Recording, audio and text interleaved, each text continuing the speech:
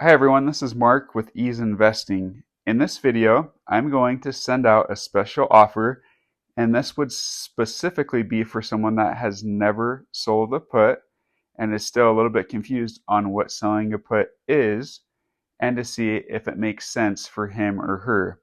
The special offer is my email is easeinvesting@gmail.com. I will be providing a complimentary 30-minute Zoom call to answer any questions that you have about selling a put and to walk you through the steps of selling a put if it makes sense for you to do. Again, no strings attached, and it's not going to cost you anything to do. This is simply for someone that has specific questions, and a Zoom call would be valuable to them.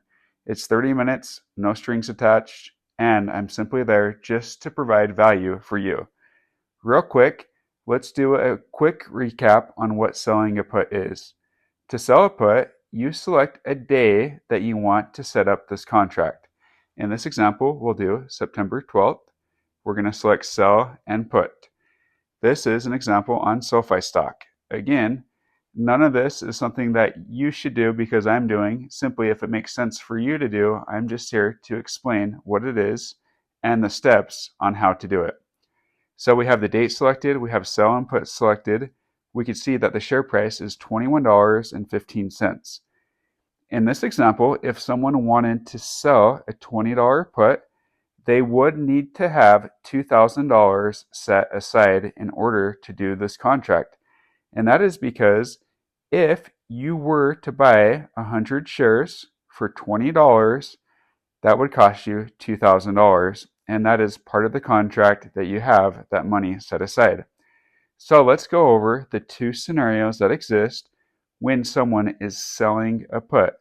Again, options are extremely simple to understand, even though if you are learning them at first, it may seem very confusing.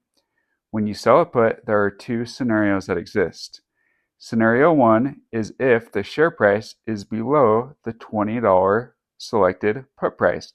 Let's go over what happens when that is the case.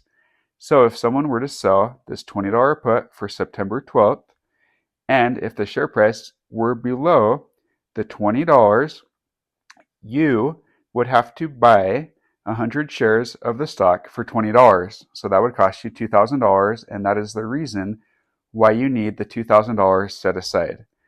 Now to do this contract, you will be getting paid this 98 cents for the contract. Remember, that's times 100, so that's $98 that you get for doing this contract. So in the scenario that the share price is below the $20 by September 12th, the two things that happen are, one, you keep the $98, and two, you purchase the stock for $20 a share, and you are purchasing 100 shares of the stock. So you own 100 shares of the stock, and you are paying $20 per share. That's what happens if the share price is below the $20 put price on September 12th. Let's go over the other scenario. What if the share price is above the $20 put price? In this scenario, what happens is you keep the $98 that you were paid to do the contract, and the contract expires. So you are $98 richer by doing this contract. Those are the only two scenarios that exist when you sell a put.